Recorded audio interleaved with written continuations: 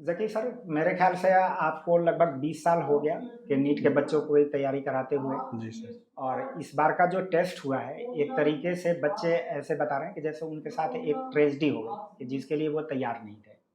आपका क्या ओपिनियन है कि क्या वाक़ई में पेपर कुछ बहुत टफ़ था या सिलेबस के बियॉन्ड था? आप अपनी एक राय क्या बता रहे हैं?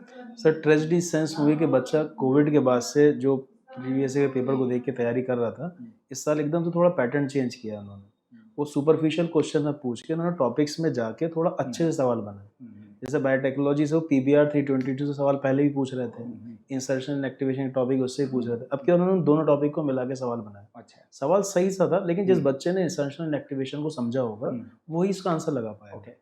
पहले ऐसा नहीं हुआ करता था। अच्छा। उसके बाद एक तो इन्होंने हुँ, टॉपिक में जाके थोड़ा डेप्थ में डेप्थ में। एनसीईआरटी के हिसाब से ही हाँ, अच्छा क्वेश्चन बनाया। अच्छा, अच्छा। और दूसरा ये कि क्वेश्चन पेपर क्योंकि थोड़ा-सा अच्छा हो गया तो बच्चों को टाइम मैनेजमेंट में दिक्कत हुई। मैनेजमेंट में तो दिक्कत वही हुई। जो 45 मिनट से पेपर वो कर पा रहे हुँ, थे, हुँ, उनको बायो करने में ही 60 मिनट लग गए अच्छे ओके। खासे बच्चों को। तो थोड़ा-सा पैनिक सिचुएशन हो गई कि बाकी के सब्जेक्ट्स में उनको टाइम कम मिल पाया, इसलिए बात बच्चे। मेनली पैनिक जैसा सिचुएशन बन गया है कि जी, जी। बच्चा जैसे एक्सपेक्ट कर रहा था कि 40-45 मिनट में बायो निपटा लें जी, जी, जी, और जी। वो हुआ नहीं, पता चला 1 घंटे से ज़्यादा लग गया। जी, जी। आगे के सब्जेक्ट्स और भी और भी डिफ़िकल्ट थे, डिफ़िकल्ट तो थे। वो और ज़्यादा और पैनिक मेन से। बात यहाँ पे थी यानी कि क्वेश्चन था एनसीईआरटी बेस्ड जी। ही, लेकिन मल्टीपल कांसेप्ट इन्वॉल्व जी, करके। जी।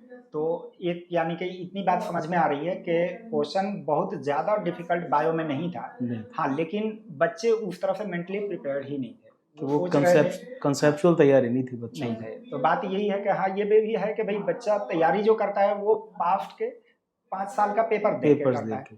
अब वो समझ रहा था कि इस तरह से सिंगल कांसेप्ट बेस्ड सीधे-सीधी लाइन पूछ के आएगा, जी, तो फिर वो क्यों उतना अपना टाइम उसमें लगाए? जी, तो जी। इसमें गलती बच्चों की तो कहीं नहीं है। हाँ, ऑल ऑफ सडन जो इन्होंने चेंज कर चेंज दिया किया वो है थोड़ा-सा पैनिक से हो गया। बच्चे। तो जी, क्या जी। ये माना जाए कि आगे के लिए इन्होंने एक ट्रेंड सेट कर दिया है? सर, नेशनल लेवल का एग्ज़ाम है, ये हम एक्सपेक्ट भी कर रहे थे कि हुँ, पेपर का लेवल थोड़ा-सा अच्छा किया हुँ, जाए।